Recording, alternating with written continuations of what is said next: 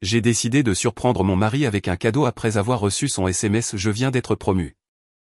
Quand je suis arrivé à son bureau, un de ses collègues a souri et a dit « Il est à l'intérieur avec la patronne, il la remercie pour la promotion ». J'ai ouvert la porte et je les ai trouvés en train de s'embrasser.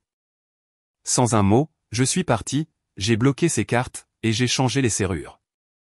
Ensuite, quelque chose d'inattendu s'est produit. Pendant exactement 4 battements de cœur, je suis resté debout dans l'encadrement de la porte de ce bureau directorial, regardant mon mari depuis 7 ans presser Angela Davison contre les fenêtres du sol au plafond avec une passion que je croyais réservée à moi seul. Mais 12 heures plus tôt, rien de ce cauchemar n'existait dans ma réalité. Dimanche matin avait commencé comme tous les autres depuis 7 ans. Les pieds nus de Kenneth tapotant sur les parquets de notre cottage, le son familier des grains de café moulus dans notre cuisine, et le léger craquement de la porte de notre chambre alors qu'il équilibrait ma tasse en céramique préférée. Celle avec les petites roses peintes que j'avais achetées au marché fermier lors de notre 2e année de mariage. « Bonjour Belle », a-t-il murmuré en posant le café fumant sur ma table de nuit. L'arôme de noisette a rempli notre chambre, se mêlant à l'air salin qui entrait par nos fenêtres ouvertes donnant sur Moonrise Bay. Kenneth s'est glissé à nouveau sous notre couette faite main, son corps chaud s'adaptant parfaitement au mien. Je me suis niché contre son épaule, respirant son parfum familier de savon au cèdre et quelque chose d'uniquement lui. « As-tu pensé à ajouter la crème supplémentaire » ai-je murmuré contre son torse. « Juste comme tu l'aimes » a-t-il dit, ses doigts traçant de paresseux cercles sur mon dos. « Brun clair, pas trop sucré, avec cette petite touche de cannelle que tu prétends ne pas vouloir. » Ce rituel avait ancré notre mariage à travers les changements d'emploi, les décès familiaux, le stress financier et d'innombrables dimanches ordinaires qui semblaient pourtant extraordinaires lorsqu'ils étaient partagés. Kenneth savait exactement comment j'aimais mon café, tout comme je savais qu'il préférait ses œufs légèrement coulants et son toast à peine doré. Ces petites intimités avaient bâti le fondement de ce que je croyais être un amour inébranlable. Je pensais à notre croisière, ai-je dit, en attrapant les brochures méditerranéennes éparpillées sur ma table de nuit. Et si nous prolongions notre séjour à Santorin ? J'ai trouvé ce cours de cuisine incroyable où l'on enseigne des recettes grecques traditionnelles dans un monastère restauré. Le corps de Kenneth s'est légèrement tendu contre moi. Si brièvement, j'ai failli le manquer. Ça a l'air cher. Es-tu sûr que nous pouvons nous permettre ce temps supplémentaire ? Kenneth, nous économisons depuis 2 ans. Nos comptes sont plus sains que jamais. Je me suis assise, étudiant son visage à la lumière du matin. Des cernes ombrageaient ses yeux, et sa mâchoire portait la tension qui était devenue de plus en plus courante au cours des derniers mois. Tu as tellement travaillé dur ces derniers temps. Tu mérites ces vacances plus que quiconque. Il m'a tiré vers lui, embrassant le sommet de ma tête. Tu as raison. Je suis juste stressé par cette décision de promotion. Angela Davison évalue mon portfolio depuis des semaines, et je n'arrête pas de remettre en question chaque projet que j'ai jamais touché. Angela Davison. Kenneth mentionnait son nom avec une fréquence croissante, toujours accompagné de ce même mélange d'anxiété professionnelle et de quelque chose d'autre que je ne pouvais identifier. Du respect peut-être, ou une admiration qui frôlait quelque chose de plus intense. Elle serait folle de ne pas te promouvoir, ai-je dit fermement. Tes créations sont brillantes, Kenneth. Tu te souviens du projet de développement du front de mer qui a remporté le prix d'architecture de l'État ? C'était tout toi. Le sourire de Kenneth semblait sincère, mais quelque chose vacilla derrière ses yeux. Tu crois toujours en moi plus que je ne crois en moi-même. C'est à ça que servent les femmes, ai-je plaisanté, puis je me suis souvenu de mon projet secret. En fait, en parlant de croire en toi, j'ai quelque chose de spécial à te montrer. Je me suis glissé hors du lit et j'ai récupéré le paquet enveloppé que j'avais caché dans mon placard. Pendant 3 semaines, j'avais travaillé sur cette surprise après le départ de mes élèves de piano du soir, cousant avec soin du cuir vintage et copiant des compositions originales sur du papier épais. Chaque morceau de musique racontait une partie de notre histoire d'amour. La valse fredonnait pendant que nous peignions notre premier appartement. La mélodie jouait lors de sa demande en mariage au phare. Même la chanson idiote que j'avais inventée sur son rituel de café du matin. Kenneth a déballé le portfolio en cuir bordeaux avec des doigts révérencieux. Son expression passant de la curiosité à l'émerveillement en ouvrant la couverture. Wendy, c'est incroyable. As-tu écrit toutes ces pièces ? Chaque note, ai-je murmuré, regardant son visage pendant qu'il étudiait les compositions soigneusement écrites. Je pensais que tu pourrais y mettre tes plans architecturaux importants. Chaque fois que tu l'ouvriras pour des réunions avec des clients, tu te souviendras que je crois en chaque plan que tu crées. Kenneth m'a serré contre lui, son étreinte semblant presque désespérée. Je ne te mérite pas. Je ne mérite vraiment pas quelqu'un d'aussi talentueux et généreux que toi. À l'époque, j'avais interprété ces mots comme une humble gratitude. Maintenant, je réalise qu'ils auraient pu être la seule chose honnête qu'il ait dite ce matin-là.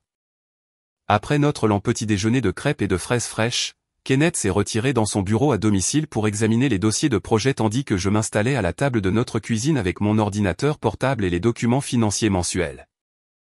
Cette division du travail avait évolué naturellement au cours de notre mariage. Kenneth se concentrait sur sa carrière exigeante en architecture, tandis que je gérais notre argent, suivais les revenus de mes cours de piano et planifiais notre avenir financier. En ouvrant notre banque en ligne, j'ai ressenti la satisfaction familière de voir des chiffres qui représentaient la sécurité dans des rêves partagés. Notre compte courant joint affichait 52 891 $ accumulés grâce à mes leçons de musique, au concert de mariage le week-end et au salaire constant de Kenneth. Le compte d'épargne contenait 3 124 $ soigneusement mis de côté pour notre croisière méditerranéenne et les futures rénovations de la maison. J'avais mis en place un système complexe de paiements automatiques qui assurait le bon fonctionnement de la vie de Kenneth. Son compte Spotify Premium, son abonnement Netflix, Amazon Prime, cette coûteuse adhésion à la salle de sport qu'il prétendait essentielle pour soulager le stress, le service de lavage de voiture premium qui gardait sa BMW impeccable, et le service de livraison de repas pour ses nuits de plus en plus fréquentes au bureau. Chaque abonnement, chaque commodité, chaque petit luxe qui rendait sa carrière exigeante plus gérable. Comment s'en sortons-nous ce mois-ci, a appelé Kenneth depuis son bureau où j'entendais le bruissement des plans d'architecture. Mieux que jamais, ai-je répondu, en consultant la feuille de calcul que j'avais créée pour suivre nos progrès vers nos objectifs financiers. Ta promotion ne pouvait pas arriver à un moment plus parfait.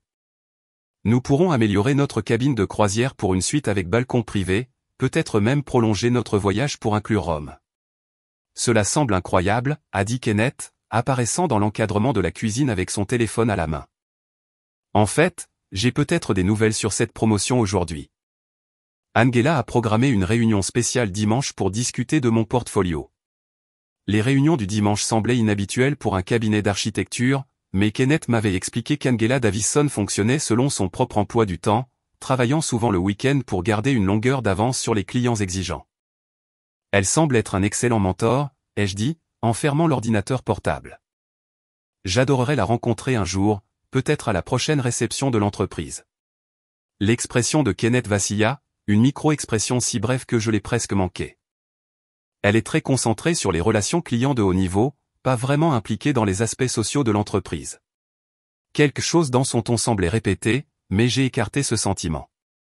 Kenneth avait toujours été discret sur ses relations professionnelles, préférant séparer sa vie professionnelle et personnelle. À exactement 14h15, alors que j'aidais ma jeune élève Lily à surmonter une invention difficile de bac, mon téléphone a vibré avec un SMS qui a fait s'envoler mon cœur. Promotion obtenue. Chef de projet senior chez Davison & Associates. Angela a officialisé. Je n'arrive pas à croire que cela se produise vraiment ce soir. Nous célébrons tout ce pourquoi nous avons travaillé. J'ai réellement couiné de joie, faisant arrêter Lily en pleine phrase et me regarder avec de grands yeux. Désolé, ma chérie. Je viens de recevoir de merveilleuses nouvelles sur la carrière de mon mari. Lily, une précoce de 12 ans rêvant de devenir pianiste de concert, a souri. A-t-il obtenu ce poste important qu'il espérait? Il l'a obtenu. Absolument. Je me sentais étourdi d'excitation, mon esprit explorant immédiatement les possibilités de célébration.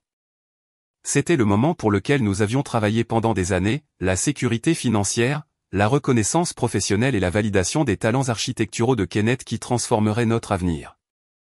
Après la leçon de Lily, je me suis assise sur mon banc de piano, mes doigts trouvant automatiquement les touches pendant que je traitais les merveilleuses nouvelles. Une mélodie commença à se former, quelque chose de triomphant et d'espoir, peut-être le début d'une nouvelle composition célébrant la réussite de Kenneth. Mais la musique semblait soudainement insuffisante pour ce moment. J'ai regardé le portfolio posé sur ma commode de chambre, me rappelant la sincère appréciation de Kenneth ce matin. Il avait adoré le cadeau, mais maintenant il représentait quelque chose de plus profond, une preuve tangible de mon soutien pour ses rêves.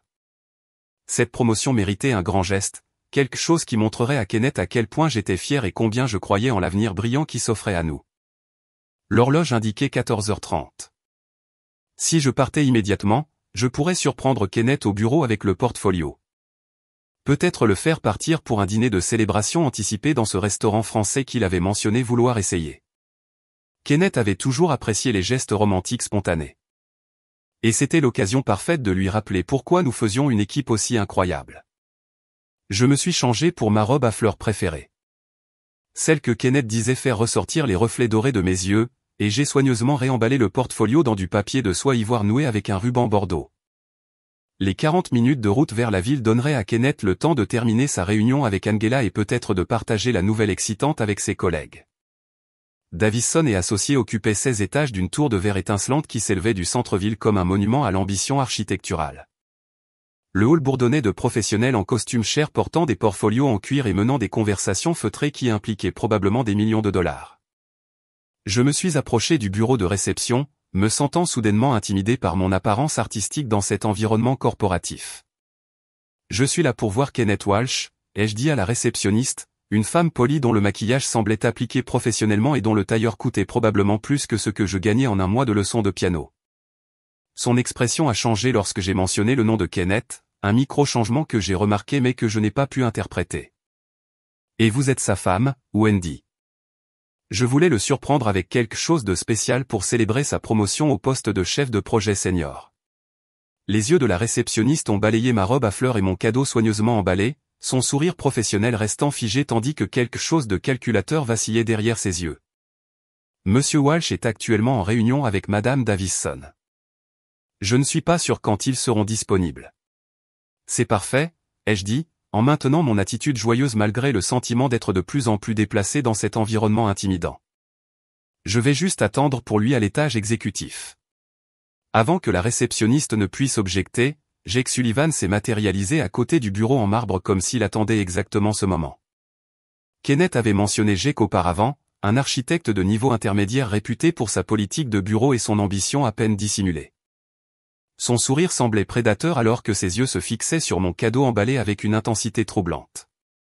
Eh bien, regardez qui est là, a dit Jake, son ton portant des sous-entendus que je ne pouvais déchiffrer mais que je n'aimais instinctivement pas. La femme talentueuse de Kenneth, n'est-ce pas? La pianiste venant célébrer la grande promotion avec Angela Davison. Les mots voyagent vite dans les cabinets d'architecture, ai-je répondu, essayant d'égaler son ton décontracté tout en supprimant un malaise croissant. Le sourire de Jake s'est élargi, révélant des dents qui semblaient trop pointues. Oh, les nouvelles circulent incroyablement vite ici, surtout quand il s'agit de Kenneth et Angela. Ils ont eu pas mal de réunions intensives ces derniers temps. Il a fait une pause délibérée, observant mon visage. Des sessions très privées, très concentrées. Kenneth reste tard presque tous les soirs depuis quelques mois, se consacrant vraiment à impressionner Angela. La façon dont Jake a accentué certains mots a tordu mon estomac d'une anxiété indéfinie. Quelque chose dans son ton suggérait des significations au-delà du mentorat professionnel. Des implications que mon esprit rationnel rejetait, même si mon intuition reconnaissait des signaux d'alarme. Kenneth a toujours été dévoué à sa carrière, ai-je dit prudemment. Angela semble être un excellent mentor pour quelqu'un de son talent. Le rire de Jake semblait vif et connaisseur. Mentor. Oui, c'est certainement une façon de décrire leur relation, bien que je dirais que leur collaboration est devenue assez complète ces derniers temps. Très pratique, pourrait-on dire. Je suis parti en laissant Jake près du bureau de réception, ses commentaires critiques résonnant dans mon esprit alors que je prenais l'ascenseur pour l'étage exécutif. Avec chaque étage que l'ascenseur montait, ma poitrine se serrait, comme si l'altitude du bâtiment comprimait mes poumons. Au moment où j'atteignais le 15e étage, mes paumes étaient humides malgré la climatisation agressive. Le niveau exécutif semblait radicalement différent des étages inférieurs animés. Plus calme, plus exclusif, avec une moquette moelleuse qui absorbait le son et des œuvres d'art originales qui coûtaient probablement plus que mon revenu annuel d'enseignement. Le bureau d'angle d'Angela Davison se trouvait au bout d'un long couloir bordé de fenêtres du sol au plafond offrant des vues magnifiques sur la ville en contrebas. En m'approchant de son bureau, j'ai entendu des voix à l'intérieur. Le baryton familier de Kenneth mêlé au rire rauque d'une femme. Il semblait détendu, à l'aise, intime d'une manière qui a fait ralentir involontairement mes pas. La conversation avait une qualité que je ne pouvais nommer, quelque chose de privé et de personnel qui semblait s'étendre bien au-delà des limites professionnelles. La porte du bureau était légèrement entr'ouverte, révélant une fine tranche de la luxueuse pièce au-delà. Je pouvais voir des meubles coûteux, des peintures abstraites et le bord de ce qui semblait être un bureau en acajou massif. Kenneth a dit quelque chose que je n'ai pas bien entendu, sa voix chaude et affectueuse, suivie par le rire riche d'Angela. Le genre de rire qui suggérait des secrets partagés et des blagues entre initiés. Ma main tremblait alors que je la levais pour frapper au chambranle de la porte. Quelque chose dans la qualité de leur interaction semblait interdit, comme si j'étais sur le point d'interrompre quelque chose que je n'étais pas censé voir. Mais c'était mon mari, et j'étais venu célébrer son triomphe professionnel avec un cadeau créé avec amour et fierté. Kenneth, ai-je appelé doucement, en ouvrant la porte plus grand. Surprise. Les voix à l'intérieur se sont abruptement tues. Je suis entré dans le bureau d'angle d'Angela Davison, mon portfolio soigneusement emballé serré dans mes deux mains, prête à partager le moment de victoire professionnelle de mon mari. Au lieu de cela, j'ai découvert que tout ce que je croyais sur mon mariage avait été un mensonge soigneusement construit. Kenneth se tenait pressé contre les fenêtres du sol au plafond, ses bras entourant une superbe femme brune dans un tailleur bleu marine coûteux. Ils s'embrassaient avec une passion désespérée et dévorante. Pas le maladroit tâtonnement d'un moment de faiblesse, mais l'intimité pratiquée d'amants qui avait fait cela de nombreuses fois auparavant. Ses doigts manucurés étaient emmêlés dans ses cheveux, ses mains agrippaient sa taille comme si elle était la seule chose qui l'empêchait de se noyer. Le portfolio m'a glissé des doigts engourdis, tombant sur le sol en marbre poli avec un bruit qui semblait résonner à travers mon âme comme le glas de tout ce que je croyais être réel. Le temps s'est fracturé au ralenti alors que mon cerveau luttait pour traiter la scène impossible devant moi. Les mains de Kenneth caressaient le visage d'Angela avec une tendresse que je reconnaissais. La même touche douce qu'il utilisait quand il pensait que je dormais et qu'il écartait mes cheveux de mon front. Mais cette tendresse appartenait maintenant à quelqu'un d'autre. Le tailleur bleu marine coûteux d'Angela était froissé. Ses cheveux parfaitement coiffés devaient avoir été dans les doigts de Kenneth. Elle portait du rouge à lèvres qui était maintenant barbouillé sur leurs deux bouches, et je me suis retrouvé absurdement à me demander si c'était la teinte appelée rouge passion ou baiser cramoisi. Ces détails ridicules ont ancré mon esprit alors qu'il vacillait sous l'énormité de ce à quoi j'assistais. Ce n'était pas un moment spontané de célébration qui a mal tourné. Leurs mouvements parlaient d'une familiarité pratiquée, d'innombrables rencontres similaires.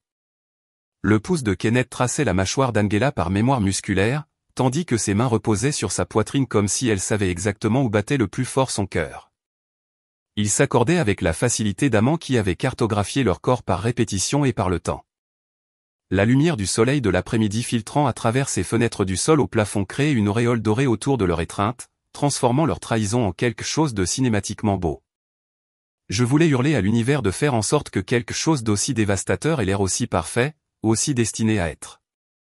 Kenneth a murmuré quelque chose contre les lèvres d'Angela. Des mots trop doux pour que je les entende, mais assez intimes pour lui faire sourire contre sa bouche. Ce sourire m'a détruit plus que le baiser lui-même. Il parlait de blagues privées et de secrets partagés, d'une relation qui s'étendait bien au-delà des moments volés dans les bureaux d'angle. Mon portfolio soigneusement emballé a heurté le sol en marbre avec un bruit qui semblait résonner dans les os d'acier du bâtiment. Le ruban bordeaux s'est défait, et j'ai regardé mes compositions manuscrites se disperser sur la pierre polie comme des feuilles mortes, chaque page représentant des heures d'amour qui semblaient maintenant ridicules et perdues. Ni Kenneth ni Angela n'ont enregistré le bruit de mon cadeau tombant au sol. Ils sont restés perdus dans leur monde privé, inconscients de la femme dont le cœur se désintégrait dans l'embrasure de la porte. La main de Kenneth s'est déplacée vers le bas de son dos, un geste si familier que mon estomac s'est retourné. Je l'avais vu faire ce mouvement exact avec moi d'innombrables fois lors de dîners et de réceptions de mariage, me revendiquant comme sienne avec cette touche possessive mais protectrice. Maintenant, je comprenais que cela n'avait jamais vraiment été le nôtre. Je me suis reculé du bureau sur des jambes instables, mon corps bougeant sans direction consciente de mon cerveau. Le couloir semblait s'étirer à l'infini devant moi, comme quelque chose d'un rêve fiévreux où les distances devenaient fluides et peu fiables. Ma robe à fleurs semblait soudainement enfantine face à la sophistication corporative qui m'entourait, un costume d'une vie qui n'existait plus. D'autres employés se déplaçaient dans le couloir, transportant des dossiers et menant des conversations feutrées sur les délais et les présentations clients. Une jeune femme en chemisier blanc immaculé m'a regardé avec préoccupation, se demandant probablement pourquoi quelqu'un se tenait figé devant le bureau du senior partner, l'air d'avoir été témoin d'une catastrophe.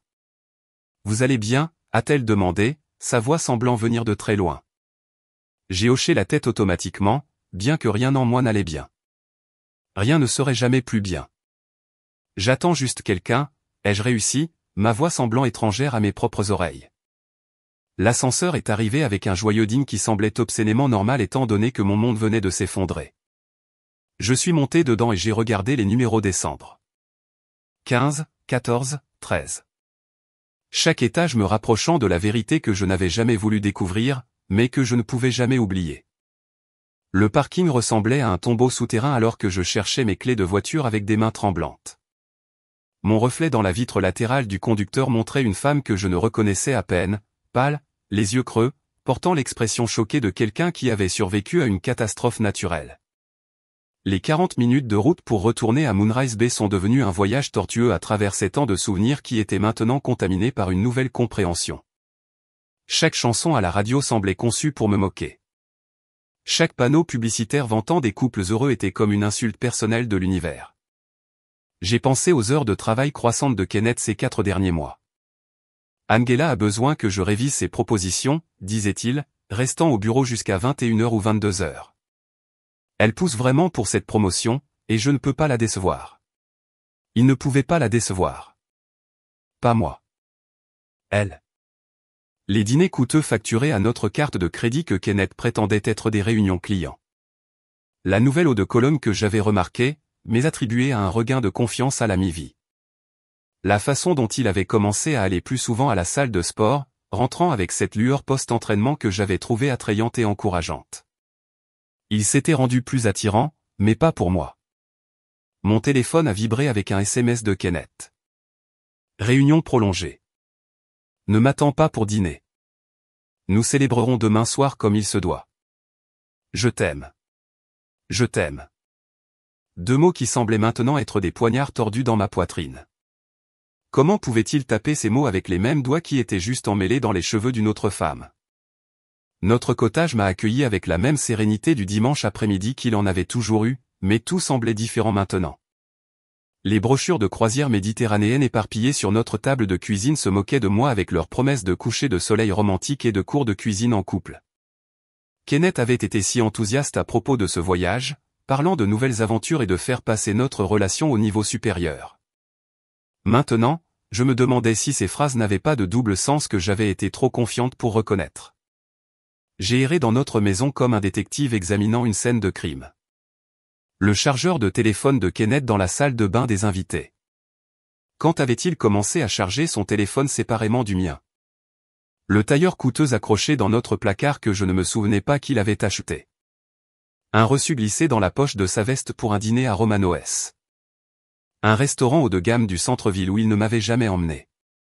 Notre photo de mariage sur la cheminée montrait 2 personnes qui semblaient impossiblement jeunes et naïves.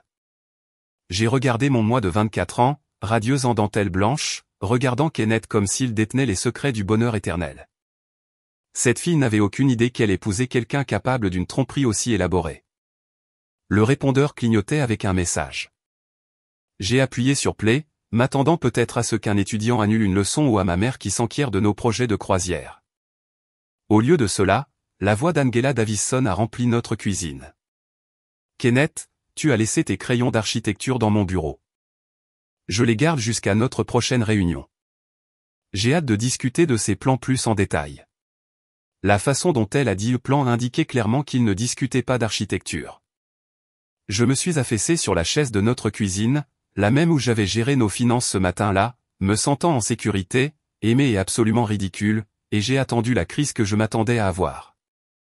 Les sanglots, le déni, les appels téléphoniques désespérés à des amis cherchant réconfort et conseil. Mais quelque chose d'autre s'est produit. Quelque chose de froid et de calculateur s'est installé dans ma poitrine là où se trouvait mon cœur. J'ai pensé à mes élèves de piano, Lily, 12 ans, avec ses rêves de salle de concert, la vieille Madame Patterson qui avait commencé ses leçons à 70 ans parce qu'elle avait toujours voulu jouer Chopin. De jeunes couples planifiant leur musique de mariage avec tant d'espoir et d'excitation. Ces gens me faisaient confiance pour leurs rêves musicaux, me payaient bien pour mon expertise, et respectaient mes talents artistiques. J'ai pensé à nos comptes financiers, tous gérés par moi parce que j'étais si doué avec les chiffres. Kenneth n'avait aucune idée de combien j'avais économisé, de combien j'avais investi avec soin, combien de flux de revenus différents j'avais cultivé grâce à ma carrière musicale. Il me voyait comme la douce épouse solidaire qui gérait les affaires monétaires ennuyeuses pendant qu'il poursuivait sa carrière architecturale importante. Il n'avait aucune idée de qui il avait vraiment affaire. Mon téléphone a vibré à nouveau. Un autre SMS de Kenneth.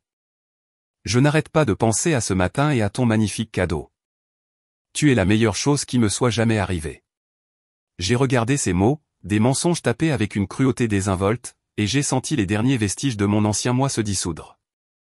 La femme qui s'était réveillée ce matin en croyant à l'amour, au partenariat et aux rêves partagés avait disparu, remplacée par quelqu'un de plus dur, de plus intelligent et d'infiniment plus dangereux. Kenneth pensait jouer aux échecs avec quelqu'un qui ne savait même pas que le jeu avait commencé. Il allait bientôt apprendre à quel point il avait tort. J'ai supprimé le texte menteur de Kenneth sans répondre et j'ai ouvert mon ordinateur portable avec la précision méthodique d'un chirurgien se préparant à une opération complexe.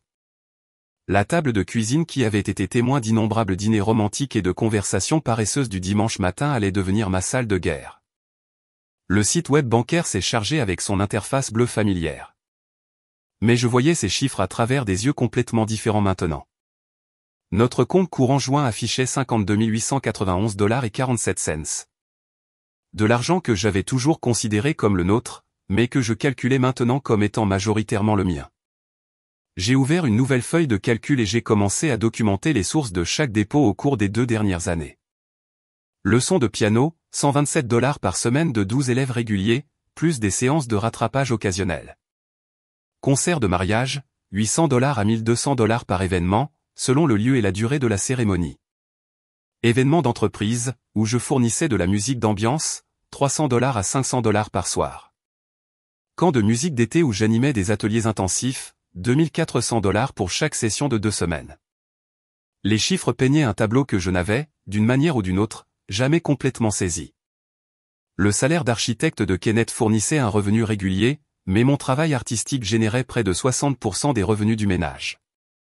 Pourtant, d'une manière ou d'une autre, il m'avait fait sentir comme la partenaire junior dans notre relation financière, celle qui gérait les petits détails pendant qu'il se concentrait sur une progression de carrière sérieuse. J'ai cliqué sur notre compte d'épargne, 3124 $ et 83 cents, de l'argent que nous avions destiné à la croisière méditerranéenne dont Kenneth était si enthousiaste. Maintenant, je réalisais pourquoi il avait poussé pour des améliorations coûteuses. La suite avec balcon privé, le forfait repas premium, le séjour prolongé à Santorin. Il avait prévu d'utiliser mes revenus pour financer ce qui aurait pu être notre dernier voyage avant qu'il ne me quitte pour Anguilla. Mais il y avait d'autres comptes que Kenneth ne connaissait pas. Mon compte d'affaires séparé pour les paiements de leçons de musique détenait 18 347 $. Le fonds d'urgence que j'avais secrètement constitué, mettant de côté 25 $ de chaque concert de mariage, 4 231 $. Même le petit compte d'investissement que j'avais ouvert avec l'héritage de ma grand-mère, 12 876 $. Kenneth n'avait aucune idée à quel point j'étais financièrement indépendante en réalité. J'ai consulté le portail de gestion des cartes de crédit et j'ai regardé les 5 comptes qui avaient financé la double vie de Kenneth. La Platinum Visa avec sa limite de 25 000 $ qu'il utilisait pour ses costumes coûteux et les dernières mises à niveau de son iPhone. L'American Express Business qui était censé couvrir les divertissements clients, les dîners qui, je le réalisais maintenant, incluaient Anguilla, les cartes de magasin pour Nordstrom où il achetait des vêtements que je ne l'avais jamais vu porter, et Best Buy où il achetait des gadgets qui n'apparaissaient jamais dans notre maison. Mes mains tremblaient légèrement alors que je composais le premier numéro de service client. La représentante Visa a répondu avec une cordialité habituelle. Bonjour, ici Sandra de Platinum Customer Care. Comment puis-je vous aider aujourd'hui? Je souhaite annuler mon compte immédiatement, ai-je dit, ma voix restant stable malgré mon cœur qui battait la chamade. Je suis désolé de l'apprendre. Puis-je demander la raison de l'annulation? Utilisation frauduleuse, ai-je répondu, ce qui semblait plus honnête qu'il n'aurait dû l'être.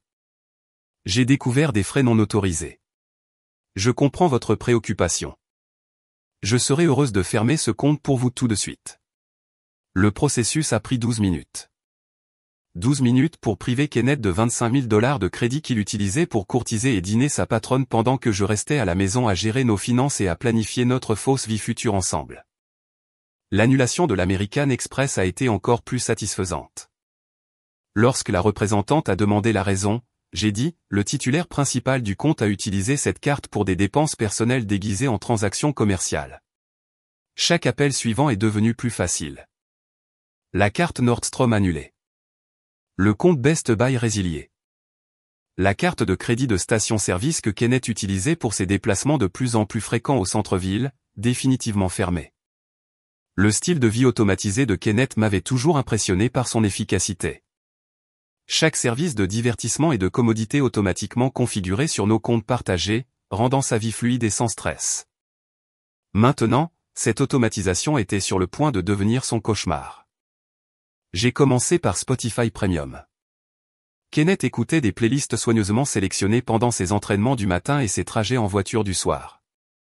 L'abonnement était actif depuis 4 ans à 9,99 $ par mois. J'ai appelé le service client et l'ai annulé avec effet immédiat. Netflix est venu ensuite.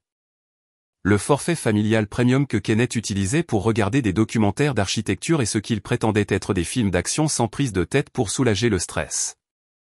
Je me demandais maintenant s'il n'avait pas regardé des comédies romantiques avec Angela, en les diffusant sur son ordinateur portable lors de leur session de travail tardive.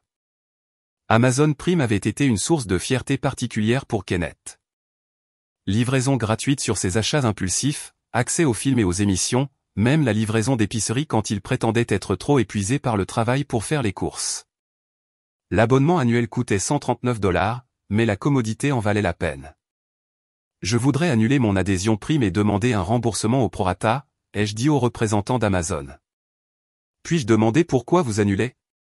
Changement de situation financière, ai-je dit, ce qui allait bientôt devenir très vrai pour Kenneth.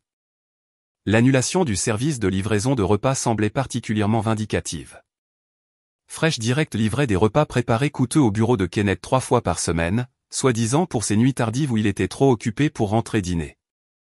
48 $ par commande débitée automatiquement de notre compte joint. J'avais encouragé cet abonnement, pensant que cela aidait Kenneth à maintenir sa santé pendant les périodes de travail stressantes. Maintenant, j'ai réalisé que ces repas étaient probablement partagés avec Angela pendant leur session intime de travail supplémentaire. Elena Rodriguez avait installé nos serrures d'origine lorsque nous avions acheté le cottage il y a 4 ans. C'était une femme pragmatique dans la cinquantaine qui dirigeait son entreprise familiale de serrurerie avec une efficacité tranquille et une discrétion professionnelle. Lorsque j'ai appelé sa ligne d'urgence, elle a répondu à la deuxième sonnerie. Rodriguez Serrurerie. Elena à l'appareil. Elena, c'est Wendy Walsh du Moonrise Bay Cottage. J'ai besoin d'un changement de serrure d'urgence sur toutes les portes extérieures. Tout va bien, chérie? Tu sembles stressée. Elena avait toujours été perspicace. Elle avait probablement senti des problèmes dans des douzaines d'appels d'urgence au cours de sa carrière de 20 ans. J'ai découvert des problèmes de sécurité. J'ai besoin de nouvelles serrures dès que possible. Je peux y être dans 45 minutes. Tu veux changer les verrous, aussi. Tout. Porte d'entrée, porte arrière, entrée du garage. Je veux des clés complètement nouvelles. Elena est arrivée avec sa camionnette pleine de matériel dans sa boîte à outils qui avait vu des milliers d'urgences domestiques similaires. Elle travaillait efficacement, sans poser de questions pendant que je la regardais installer de nouveaux verrous et des loquets de porte. Le son de sa perceuse résonnait dans notre cottage comme une déclaration d'indépendance. Les anciennes clés ne fonctionneront plus, a-t-elle dit, me tendant un trousseau avec 3 nouvelles clés brillantes. Tu veux que je fasse des doubles? Juste ces 3. Personne d'autre n'a besoin d'y accéder. Elena a étudié mon visage avec des yeux connaisseurs. Prends soin de toi, Wendy. Quoi qu'il se passe, tu t'en sors bien. Après le départ d'Elena, je me suis réinstallé à mon ordinateur portable et j'ai commencé à rechercher des avocats spécialisés en divorce dans notre région. Kenneth avait toujours plaisanté en disant que les avocats étaient des parasites, mais j'étais sur le point de découvrir que le bon parasite pouvait être exactement ce dont j'avais besoin. J'ai créé un nouveau dossier sur mon bureau intitulé « Documents financiers » et j'ai commencé à organiser des preuves. Relevés bancaires montrant les véritables sources de nos revenus. Facture de carte de crédit révélant les habitudes de dépenses suspectes de Kenneth. Capture d'écran de nos différents comptes avant que je ne commence à apporter des modifications. Le portfolio que j'avais fait pour Kenneth était toujours sur le comptoir de notre cuisine où je l'avais laissé ce matin avant que mon monde n'implose. J'ai photographié chaque page cousue à la main documentant les heures d'amour et d'efforts que j'avais investis pour célébrer un homme qui me trompait depuis des mois. Ce ne serait pas un simple divorce. Ce serait un règlement de compte. Et Kenneth n'avait aucune idée de ce qui l'attendait. La nuit de lundi s'est déroulée en fragments de sommeil agité, interrompus par le son fantôme de mon téléphone vibrant. Chaque notification me mettait sous tension, attendant le retour de Kenneth ou ses questions sur pourquoi ses cartes ne fonctionnaient pas. Mais le silence s'est étiré dans l'obscurité, rompu seulement par le bruit rythmique des vagues contre le rivage à l'extérieur de notre fenêtre de chambre. Le mardi matin est arrivé avec des nuages gris qui correspondaient parfaitement à mon humeur. Je me suis assise à la table de notre cuisine avec ma deuxième tasse de café, fixant l'écran de l'ordinateur portable où je recherchais des avocats spécialisés en divorce depuis l'aube. Le cottage semblait différent maintenant, plus grand et plus vide, comme si la trahison de Kenneth avait d'une manière ou d'une autre altéré les dimensions physiques de notre espace partagé. À exactement 8h47, mon email a retenti avec un message qui allait tout changer. Le nom de l'expéditeur m'a fait m'arrêter. Sophie Martinez, suivi d'une signature électronique indiquant qu'elle travaillait comme comptable principale chez Davison & Associates. Je n'avais jamais entendu Kenneth mentionner une Sophie, ce qui a immédiatement rendu son message significatif d'une manière que je ne pouvais pas encore comprendre. L'objet était simplement « quelque chose que vous devez savoir ». Mon doigt a hésité sur la souris. Une partie de moi voulait supprimer cet email sans le lire pour préserver ce qui restait de mon ignorance et éviter de confirmer des soupçons qui se cristallisaient encore dans mon esprit. Mais une partie plus forte, celle qui avait systématiquement démantelé la vie confortable de Kenneth pendant les 18 heures précédentes, a cliqué pour l'ouvrir. Chère Madame Walsh, a commencé l'email avec une politesse formelle qui rendait son contenu d'autant plus sinistre. J'espère que ce message vous trouve bien que je soupçonne que ce ne soit pas le cas. Je m'appelle Sophie Martinez et je travaille au département de comptabilité chez Davison & Associates. Je lutte depuis plusieurs semaines pour savoir si je devais vous contacter, mais après avoir été témoin d'événements hier après-midi, je ne peux plus rester silencieuse. Mon rythme cardiaque s'est accéléré en lisant la suite. Sophie a expliqué qu'elle était au courant de la relation de Kenneth et Angela depuis environ 4 mois, ayant accidentellement découvert des preuves de leur liaison en traitant des notes de frais et en examinant les communications de l'entreprise. Elle écrivait avec la précision prudente de quelqu'un qui comprenait les implications juridiques des relations professionnelles et le coût humain de la trahison personnelle. Je tiens à être clair, je ne suis pas motivé par la politique de bureau ou les griefs personnels, a poursuivi Sophie. Je vous contacte parce que j'ai une sœur cadette qui a été trompée de manière similaire par son mari, et je me souviens à quel point cela comptait pour elle quand quelqu'un lui disait enfin la vérité.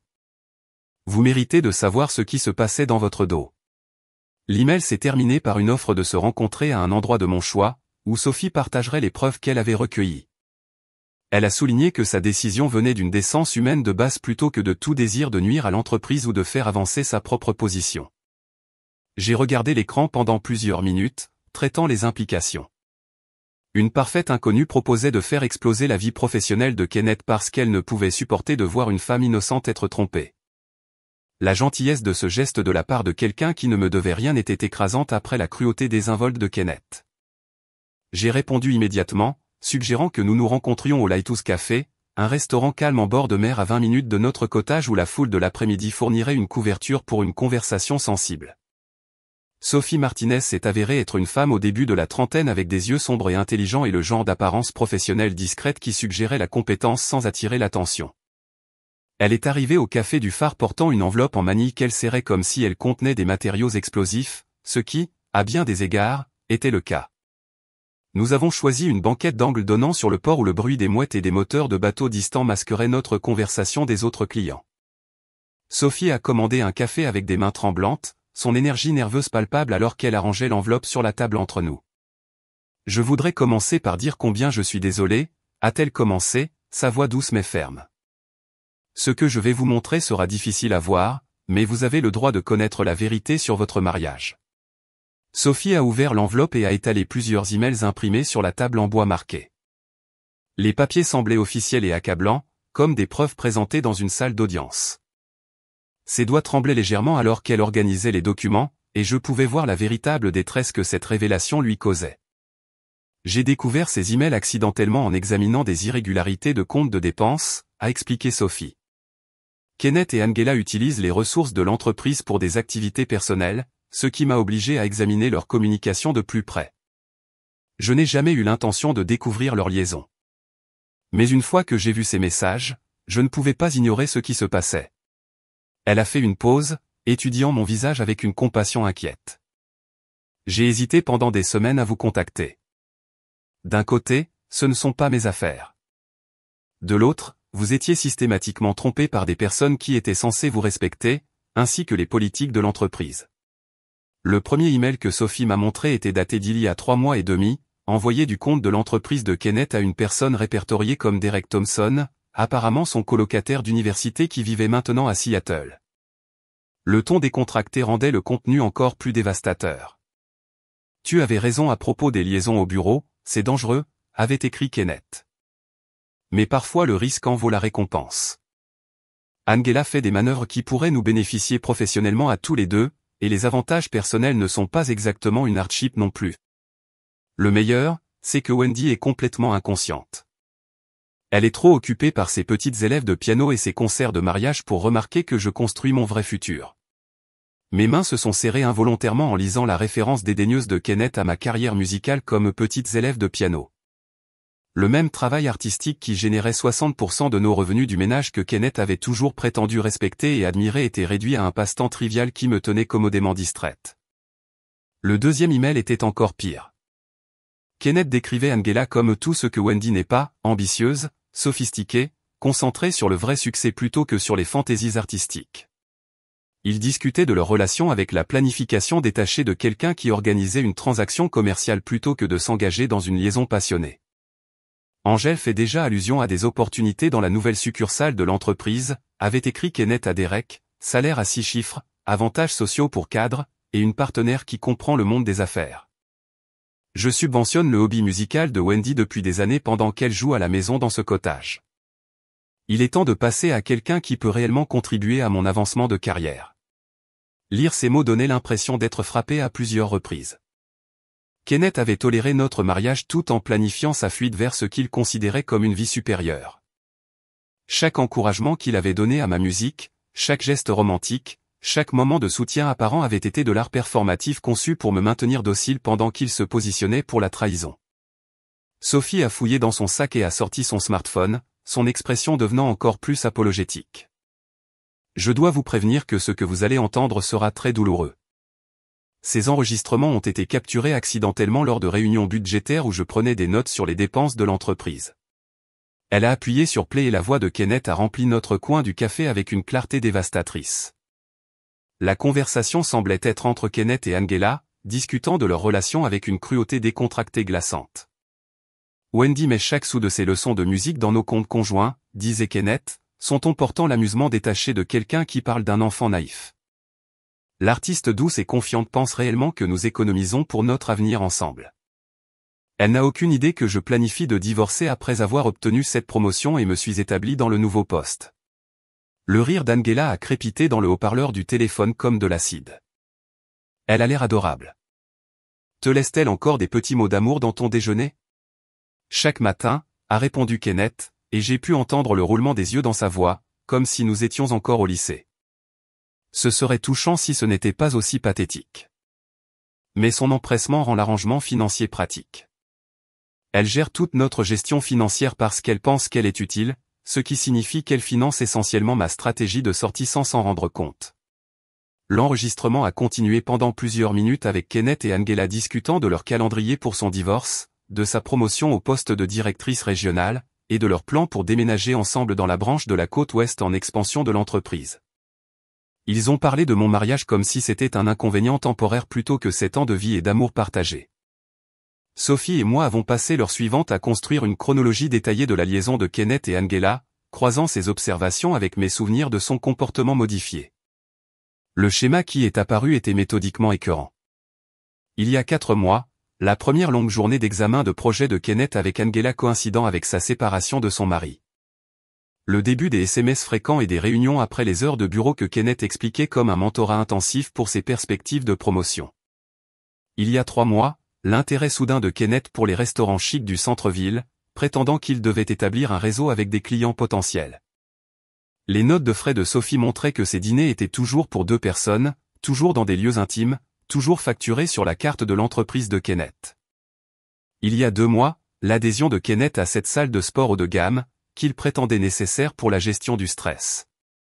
Sophie a révélé qu'Angela avait rejoint la même salle de sport la même semaine. Leur demande d'adhésion traitée consécutivement. Il y a 1 mois, la conférence d'architecture de Kenneth le week-end à la montagne, que les registres de Sophie montraient être en fait une escapade romantique dans un complexe spécialisé dans les retraites pour couples. Angela avait pris des jours de vacances pendant la même période. Sophie a également fourni des informations cruciales sur les politiques de l'entreprise que Kenneth et Angela avaient violées. Davison et associés exigeaient la divulgation de toute relation amoureuse entre superviseurs et subordonnés, en particulier lorsque l'une des parties avait une influence sur l'avancement de carrière de l'autre.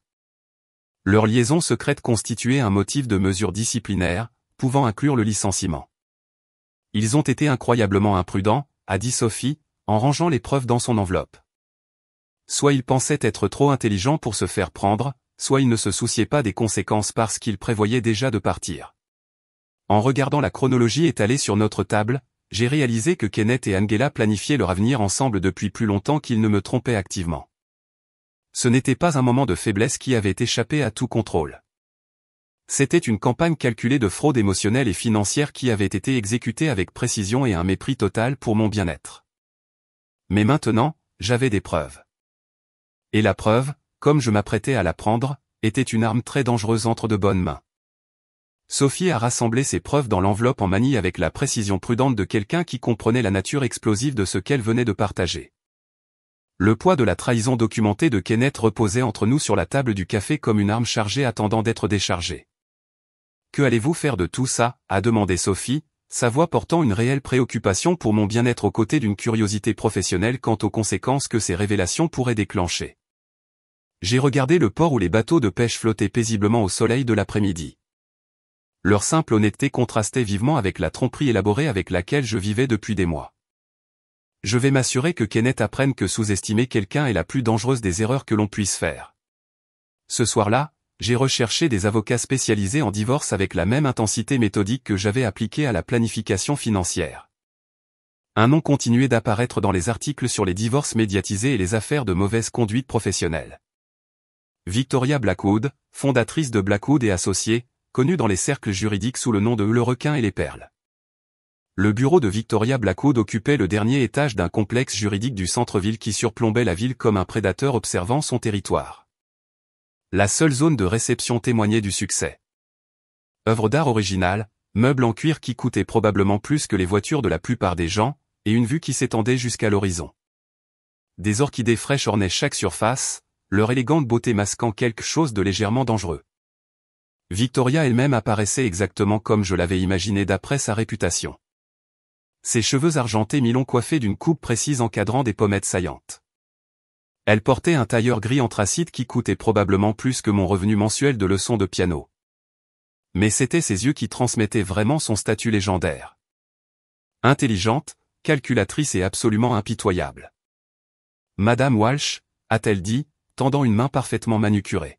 « Je comprends que vous ayez une situation intéressante qui nécessite mon expertise particulière. » Son bureau reflétait sa personnalité.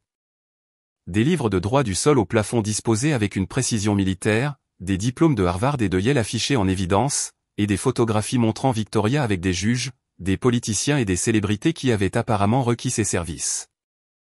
Un presse-papier en cristal en forme de requin trônait sur son bureau en acajou. Un cadeau d'un client reconnaissant, selon la plaque gravée. J'ai étalé les preuves de Sophie sur la table de conférence de Victoria pendant qu'elle écoutait mon histoire avec une concentration laser. Parfois, elle prenait des notes d'une écriture si précise qu'elle semblait être dactylographiée. Quand j'ai fini d'expliquer la tromperie de 4 mois de Kenneth, Victoria s'est penchée en arrière dans sa chaise avec une expression qui me rappelait un chat contemplant une souris particulièrement vulnérable. « Votre mari a commis plusieurs erreurs critiques », a-t-elle dit, sa voix portant la satisfaction d'une professionnelle qui reconnaissait des erreurs d'amateur. Premièrement, il a tout documenté. Deuxièmement, il a impliqué son lieu de travail dans des inconduites personnelles. Troisièmement, il a sous-estimé l'intelligence et les ressources de sa femme. Ce ne sont pas seulement des motifs de divorce. Ce sont des motifs d'anéantissement financier total. Victoria a ouvert un bloc-notes et a commencé à esquisser ce qu'elle appelait le chemin de destruction de Kenneth. Son esprit stratégique transformait ma dévastation émotionnelle en guerre juridique avec une précision clinique. Les cas d'adultère standard se transforment souvent en situation de il a dit, elle a dit, a expliqué Victoria, son stylo se déplaçant sur la page avec des traits confiants. Mais Kenneth nous a fourni des preuves documentées de fraude préméditée. Ces emails discutant des plans d'utilisation des actifs conjugaux pour sa stratégie de fuite constituent un vol de propriété conjugale. Les conversations enregistrées montrent une conspiration pour commettre une fraude financière et sa relation au travail crée de multiples vulnérabilités supplémentaires.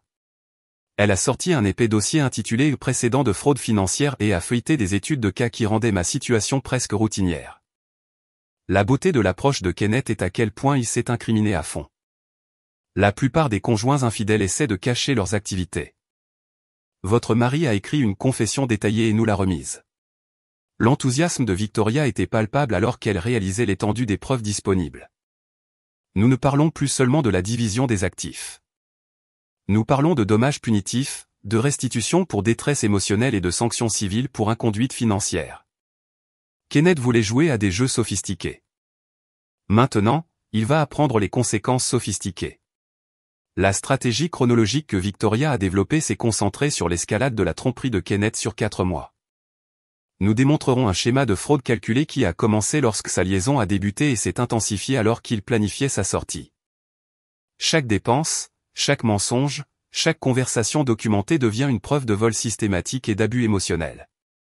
Victoria m'a mis en contact avec le docteur Patricia Chin, une comptable judiciaire dont la spécialité était de découvrir les actifs cachés et de documenter l'inconduite financière dans les affaires de divorce. Le docteur Chin est arrivé le lendemain matin avec des ordinateurs portables et des logiciels d'analyse capables de suivre les mouvements d'argent avec une précision microscopique. L'infidélité financière laisse souvent plus de traces que les gens ne le pensent, a expliqué le docteur Chin. En téléchargeant nos relevés bancaires dans ces programmes d'analyse, les gens pensent que supprimer des transactions ou utiliser de l'argent les rend invisibles, mais l'argent laisse toujours des traces. L'analyse informatique a révélé des schémas que je n'avais jamais remarqués malgré la gestion de nos finances. Les frais de carte de crédit de Kenneth montraient une tromperie systématique remontant à 4 mois, coïncidant exactement avec le calendrier que Sophie avait établi pour sa liaison avec Angela. Des frais de restaurant pour des dîners coûteux se produisaient exclusivement les soirs où j'enseignais tard ou que je me produisais lors de mariages. Des frais d'hôtel apparaissaient les week-ends où Kenneth prétendait assister à des conférences d'architecture ou rencontrer des clients. Des achats de cadeaux dans des bijouteries et des boutiques que je n'avais jamais vu refléter dans notre maison ou dans l'apparence de Kenneth. Regardez ce schéma, a dit le docteur Chin, en indiquant une feuille de calcul qui codait en couleur les dépenses suspectes de Kenneth. Ces frais totalisent 11 847 $ sur 4 mois. Tous financés par des comptes conjoints qui étaient principalement soutenus par vos revenus musicaux. Il vous forçait essentiellement à payer votre propre trahison. L'analyse a également révélé l'audace financière croissante de Kenneth à mesure que sa liaison progressait. Les dépenses précoces étaient modestes, des cafés et des restaurants décontractés, mais les dépenses récentes montraient une extravagance croissante. Hôtels 5 étoiles, restaurants exclusifs, cadeaux coûteux qui suggéraient qu'il devenait plus confiant dans le succès de sa tromperie. Victoria a assigné son assistant juridique Marcus Rivera pour rechercher les politiques de l'entreprise et les directives éthiques de Davison et associés. Ce qu'il a découvert a ajouté une autre dimension à notre stratégie juridique que Kenneth et Angela n'avaient apparemment pas considérée. Davison et associés a des politiques extrêmement strictes concernant les relations entre superviseurs et subordonnés, a rapporté Marcus lors de notre séance de stratégie. Toute implication amoureuse entre employés à différents niveaux hiérarchiques doit être divulguée aux ressources humaines et au département juridique dans les 30 jours suivant son initiation. Il a étalé des copies du manuel de l'employé sur la table de conférence de Victoria, soulignant les sections pertinentes avec des marqueurs jaunes. Le non-respect de cette obligation crée une responsabilité pour les 2 employés et potentiellement pour l'entreprise elle-même. Kenneth et Angela ont exposé l'entreprise à des poursuites pour harcèlement sexuel, violation de l'éthique et examen réglementaire. Le sourire de Victoria est devenu prédateur alors qu'elle absorbait ses implications. Les cabinets de droit des sociétés sont obsédés par la protection de leur réputation. Lorsque nous démontrerons que Kenneth et Angela ont violé les politiques de divulgation tout en utilisant les ressources de l'entreprise à des fins personnelles, Davison et associés prendront leur distance plus rapidement que vous ne pouvez dire à Assurance Responsabilité Civile au point. Le manuel de l'employé révélait des violations supplémentaires que Kenneth et Angela avaient apparemment ignorées. L'utilisation de l'email de l'entreprise pour des communications personnelles violait les politiques des technologies de l'information. La facturation de dépenses personnelles sur les comptes de l'entreprise constituait un vol de ressources de l'entreprise. Les réunions pendant les heures de travail à des fins non professionnelles violaient les exigences de productivité. Leur liaison n'était pas seulement une inconduite personnelle, a conclu Victoria. C'était une violation systématique des politiques de l'entreprise qui a exposé leur employeur à des risques juridiques et financiers. L'entreprise privilégiera la protection d'elle-même plutôt que la protection de deux employés qui ont créé une responsabilité par leur mauvais jugement. L'approche de Victoria pour signifier les papiers de divorce à Kenneth a élevé la vengeance à la forme d'art. Plutôt qu'une simple remise à la maison ou au travail, elle a proposé une stratégie conçue pour maximiser l'humiliation professionnelle tout en garantissant un impact maximal des témoins. Davison et associés organisent sa présentation annuelle aux clients jeudi prochain, a déclaré Victoria, examinant ses recherches sur les événements publics de l'entreprise. 50 à 70 clients, tous de grands comptes d'entreprise, plus tous les employés, des architectes juniors aux associés seniors. Kenneth présentera probablement ses derniers projets, se prélassant dans la gloire de sa promotion. Elle a ouvert le calendrier des événements de l'entreprise sur son ordinateur, montrant la réservation d'une salle de conférence pour leur plus grand espace de présentation. Nous coordonnerons avec des huissiers de justice professionnels spécialisés dans les remises à fort impact. Le but est de signifier les papiers au moment du plus grand triomphe professionnel de Kenneth, transformant la célébration de sa victoire en humiliation publique. La stratégie de Victoria a pris en compte tous les détails, chronométrant la signification pendant le segment de présentation de Kenneth, s'assurant qu'Angela reçoive ses papiers simultanément, positionnant les huissiers pour une visibilité maximale, et coordonnant avec la sécurité du bâtiment pour prévenir toute interférence. L'humiliation publique n'est pas seulement émotionnellement satisfaisante, a expliqué Victoria avec une précision clinique. Elle sert des objectifs stratégiques. Les collègues de Kenneth seront témoins de son inconduite de première main. Les clients remettront en question le jugement de l'entreprise en promouvant quelqu'un capable d'une telle tromperie. Les conséquences professionnelles s'étendront bien au-delà de notre affaire de divorce. Alors que Victoria exposait son plan, j'ai réalisé que Kenneth jouait aux dames en pensant jouer aux échecs. Mais Victoria Blackwood jouait à un jeu complètement différent. Un jeu où les règles favorisaient la préparation, la documentation et le genre de réflexion stratégique qui transformait les forces d'un adversaire en ses faiblesses ultimes. Kenneth allait découvrir que sa douce et naïve épouse artiste avait assemblé un arsenal juridique qui ferait ressembler sa tromperie sophistiquée à du théâtre amateur. Le rideau était sur le point de tomber sur sa performance, et le public serait bien plus nombreux qu'il ne l'avait jamais imaginé. Le jeudi matin s'est levé vif et clair, le genre de journée d'automne qui rendait tout net et défini, comme si l'univers avait ajusté ses réglages de contraste pour une clarté maximale. Je me suis tenu devant le miroir de ma chambre, sélectionnant ma tenue avec la précision d'un général choisissant son armure pour la bataille la plus importante de sa vie. La robe bleu marine que j'ai choisie projetait la compétence sans paraître trop formelle, professionnelle assez pour commander le respect dans un environnement corporatif, mais élégante assez pour rappeler à tous que Kenneth avait jeté quelque chose de précieux. Je l'ai associé à mes boucles d'oreilles en perles de ma grand-mère et au bracelet en argent que Kenneth m'avait donné pour notre 3e anniversaire, à l'époque où ces cadeaux portaient encore un sentiment sincère. Dans le miroir, j'ai pratiqué la déclaration que Victoria et moi avions préparée ensemble. C'est pour le vol d'actifs conjugaux et la conspiration en vue de commettre une fraude financière.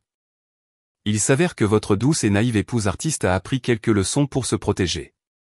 Les mots devaient porter à travers une pièce bondée avec une clarté cristalline, traversant le silence choqué qui suivrait l'humiliation publique de Kenneth. Ma voix est restée stable pendant 3 répétitions, chaque répétition renforçant ma résolution.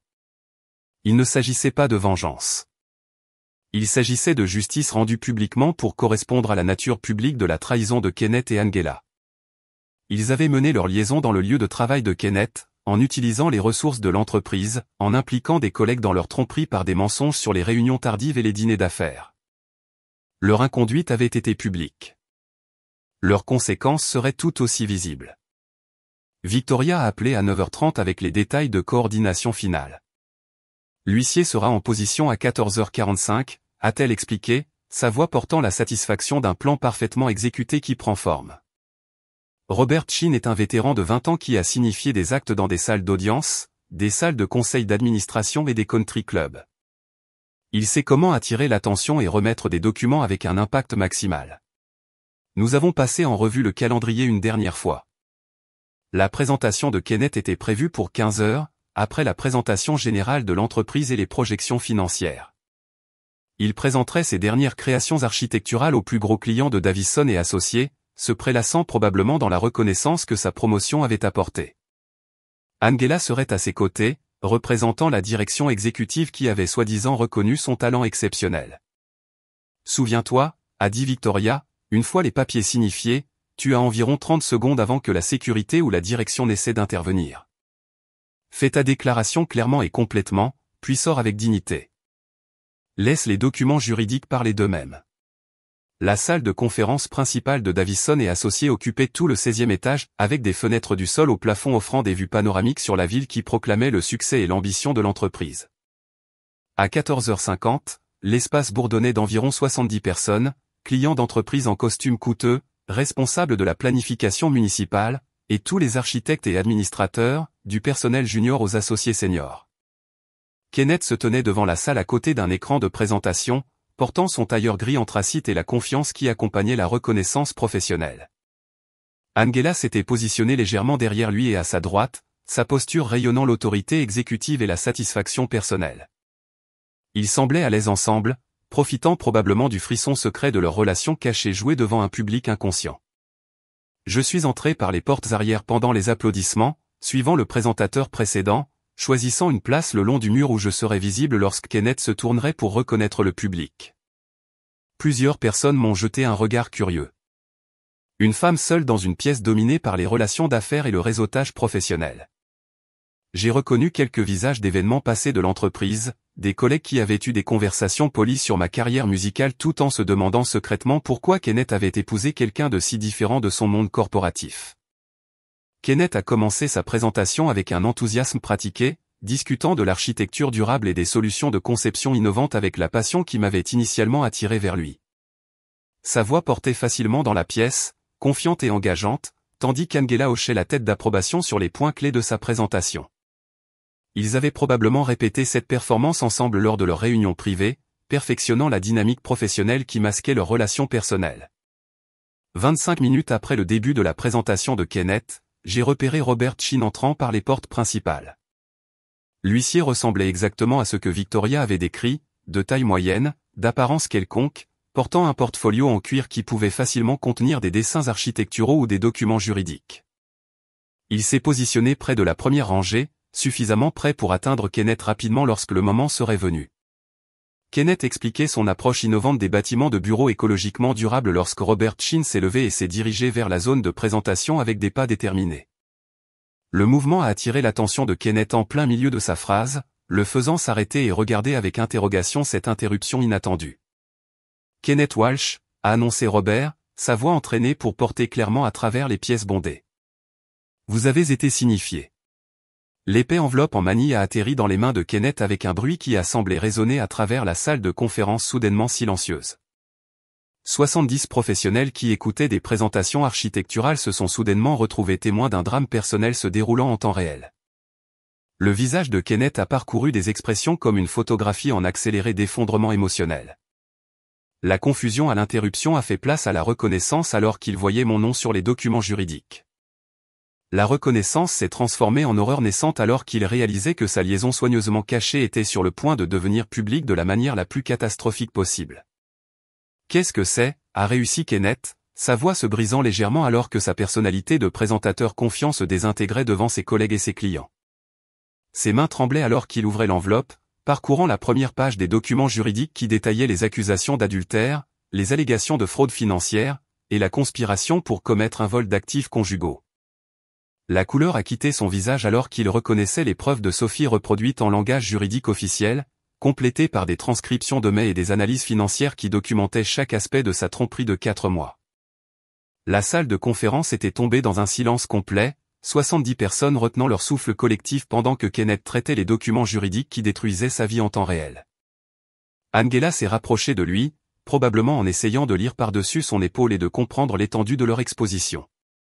C'est là que je me suis levé et que j'ai prononcé la déclaration que Victoria et moi avions rédigée avec une précision chirurgicale. C'est pour le vol d'actifs conjugaux et la conspiration en vue de commettre une fraude financière, ai-je annoncé, ma voix portant clairement à travers la pièce silencieuse. Il s'avère que votre douce et naïve épouse artiste a appris quelques leçons pour se protéger. Les mots semblaient émancipateurs après des mois de tromperie, de mépris et de sous-estimation. J'ai regardé la façade professionnelle de Kenneth s'effondrer alors que des collègues qui respectaient son talent architectural réalisaient qu'ils avaient regardé un adultère et un fraudeur financier présenter la vision de leur entreprise en matière de conception durable. Plusieurs clients se sont déplacés inconfortablement sur leur siège, se demandant probablement s'ils devaient reconsidérer leur relation d'affaires avec une entreprise qui employait des personnes capables d'une telle tromperie systématique. Des responsables municipaux qui envisageaient des contrats majeurs ont échangé des regards significatifs. Leur confiance dans les normes éthiques de Davison et associés visiblement ébranlée. Kenneth m'a regardé directement pour la première fois depuis que j'étais entré dans la pièce, son expression montrant un choc, une humiliation, et quelque chose qui aurait pu être une reconnaissance tardive de combien il avait sous-estimé la femme qu'il avait épousée. L'architecte confiant qui commandait la pièce quelques minutes auparavant se tenait maintenant figé, serrant des documents juridiques qui détaillaient son inconduite professionnelle et personnelle pour que tout le monde puisse les voir. Robert Chin n'avait pas fini. Il s'est tourné vers Angela avec l'efficacité de quelqu'un qui avait effectué cette routine des centaines de fois dans divers contextes corporatifs. Angela Davison, a-t-il annoncé, vous avez été signifié. L'image corporative soigneusement construite d'Angela s'est dissoute alors qu'elle recevait sa propre enveloppe en manille contenant des accusations de conspiration, des violations de l'éthique, et des allégations détaillées d'abus de pouvoir exécutif. Son visage est devenu pâle alors qu'elle réalisait que sa relation secrète avec Kenneth avait été documentée, analysée et était maintenant exposée aux plus gros clients de l'entreprise et aux partenaires commerciaux les plus importants. Les documents juridiques détaillaient sa violation des politiques de l'entreprise exigeant la divulgation des relations superviseurs subordonnés, son utilisation des ressources de l'entreprise à des fins personnelles, et sa participation au plan de Kenneth pour frauder son mariage en utilisant des fonds qui avaient été gagnés grâce à mon travail artistique. L'énergie de la pièce est passée d'une présentation professionnelle à une fascination scandalisée alors que les plus gros clients de Davison et associés étaient témoins de l'exposition simultanée de l'inconduite personnelle et professionnelle de leur équipe de direction. C'étaient des gens qui géraient des contrats de construction de plusieurs millions de dollars et des budgets de planification municipale. Ils comprenaient mieux que la plupart les implications des violations de l'éthique et de la responsabilité d'entreprise. Angela a essayé de garder son sang-froid, mais ses mains tremblaient alors qu'elle parcourait les documents juridiques. L'exécutif confiant qui avait soutenu la présentation de Kenneth il y a quelques instants ressemblait maintenant à quelqu'un qui venait de réaliser que sa carrière touchait à sa fin de la manière la plus publique et la plus humiliante possible. La salle de conférence est restée figée dans un silence choqué. 70 témoins de l'implosion spectaculaire de deux personnes qui pensaient être trop intelligentes, trop prudentes et trop puissantes pour faire face aux conséquences de leur choix. Mais les conséquences, comme Kenneth et Angela étaient en train d'apprendre, ne se soucient pas de savoir à quel point vous vous croyez intelligent. Elles se soucient seulement des preuves, du timing et de la justice rendue avec précision. Le silence dans les salles de conférence de Davison et associés s'est étiré pendant ce qui a semblé une éternité. 70 témoins figés dans l'après-coup d'une humiliation publique qui serait discutée dans les cercles d'entreprise pendant des années. Je me suis retourné et j'ai marché vers la sortie d'un pas mesuré, laissant Kenneth et Angela faire face aux conséquences professionnelles de leur choix personnel. 4 mois plus tard, la victoire juridique semblait à la fois satisfaisante et anticlimatique. La stratégie de Victoria avait réussi au-delà même de ses projections optimistes.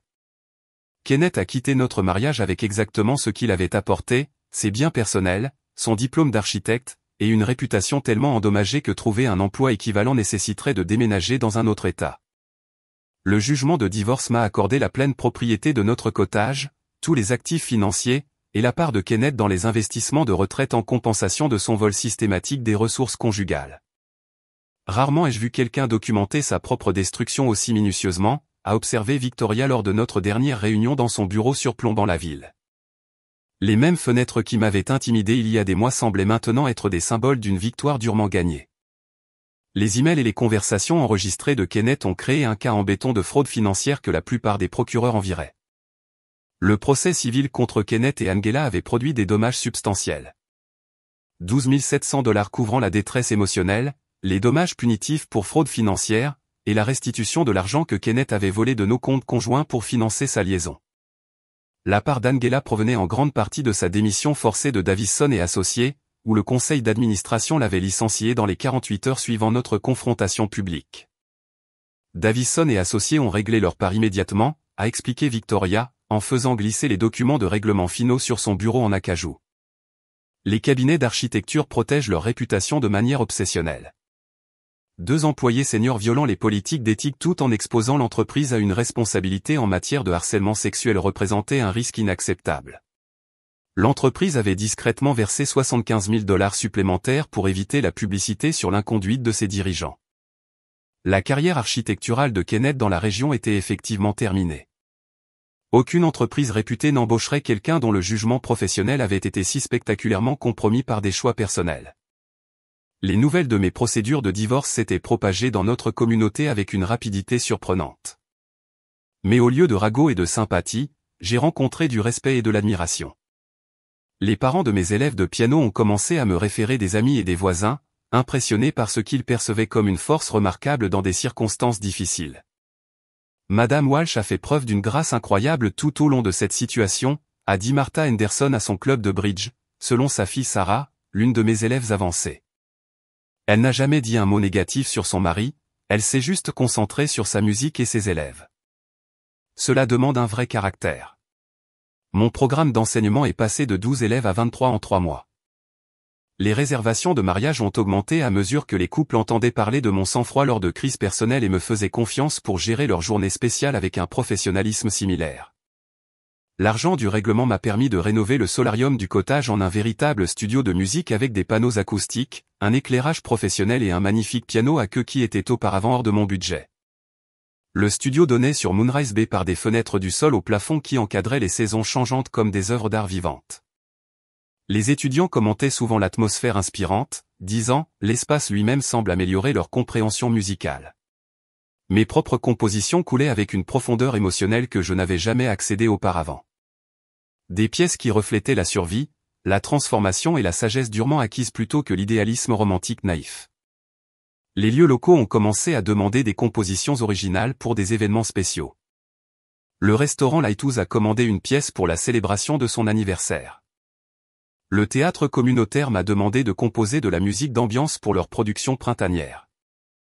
Ce qui avait commencé comme une guérison personnelle par la musique évoluait vers une reconnaissance artistique que je n'avais jamais attendue. La transformation du cottage s'est déroulée progressivement, pièce par pièce, alors que je remplaçais les souvenirs partagés par des choix personnels. L'influence masculine de Kenneth a disparu alors que je peignais les murs de couleurs qui reflétaient mes sensibilités artistiques plutôt que des compromis neutres. La cuisine est devenue jaune vif avec des jardins d'herbes aromatiques sur tous les rebords de fenêtres. Le salon comportait un coin lecture avec des étagères encastrées et une banquette donnant sur le port. J'ai créé ce que j'ai appelé ma boîte à vérité, un récipient en bois fait à la main où je gardais des objets représentant des accomplissements authentiques et des relations sincères. Mon certificat d'enseignement du piano y est entré aux côtés de cartes de remerciement de couples mariés, de photos avec de vrais amis qui m'avaient soutenu pendant le divorce, et de la carte de visite de Victoria comme rappel d'avoir défendu moi-même. La boîte à vérité contenait également une lettre de Sophie Martinez, qui avait écrit pour exprimer son admiration pour mon courage à poursuivre la justice malgré l'embarras potentiel.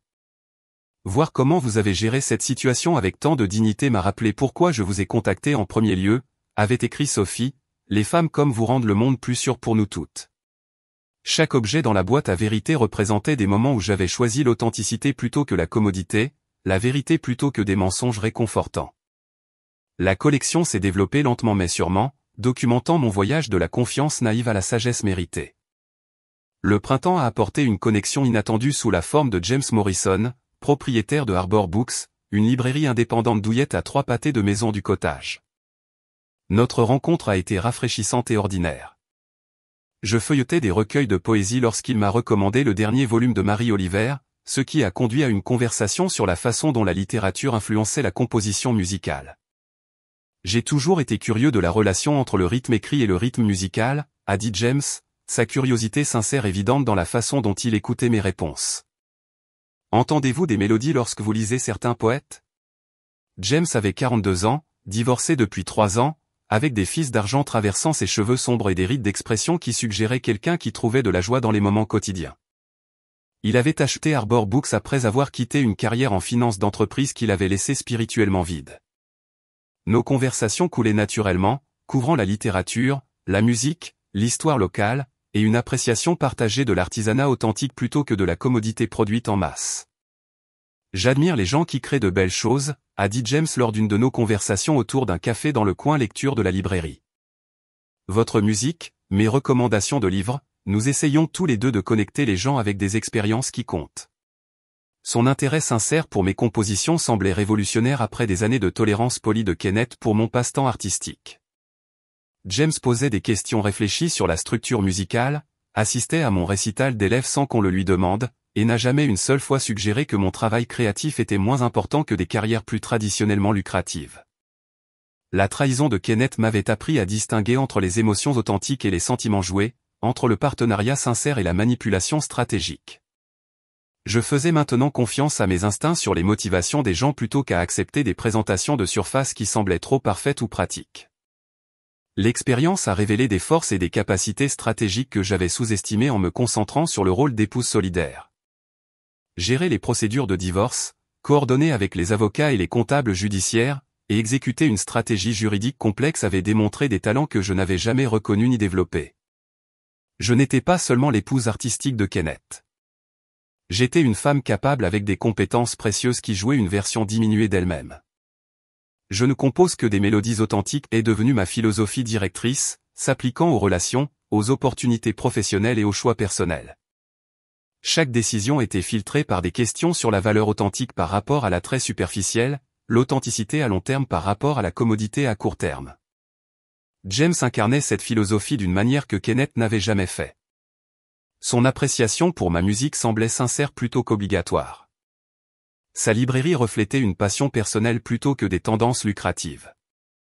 Sa conversation engageait des idées plutôt que d'impressionner le public. 6 mois après l'humiliation publique de Kenneth, j'ai interprété une composition originale lors du Festival annuel des arts du Centre communautaire. La pièce intitulée A Moonrise Bay Morning capturait le sentiment de regarder le lever du soleil depuis les fenêtres de mon studio tout en sachant que la journée m'appartenait entièrement. Dans le public, James écoutait avec la concentration de quelqu'un qui comprenait que la musique pouvait raconter des histoires que les mots ne pouvaient pas capturer.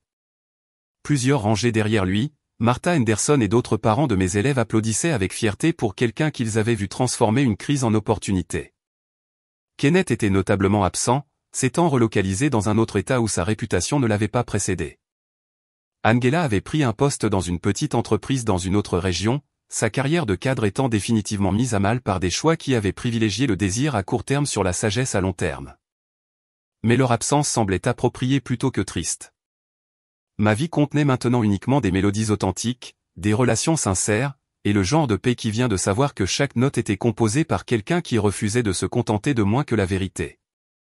La jeune fille qui avait autrefois fait un portfolio fait à la main pour un mari menteur était devenue une femme qui créait la beauté selon ses propres termes, entourée de personnes qui appréciaient l'authenticité plus que la commodité et la substance plus que la performance. C'est ainsi que ressemblait la victoire. Pas seulement gagner une bataille juridique, mais découvrir qui vous êtes vraiment, quand personne d'autre n'écrit votre histoire. Quel moment a touché votre cœur le plus? La découverte de la trahison, la riposte avec des preuves, ou la redécouverte de l'amour authentique? Votre histoire compte aussi.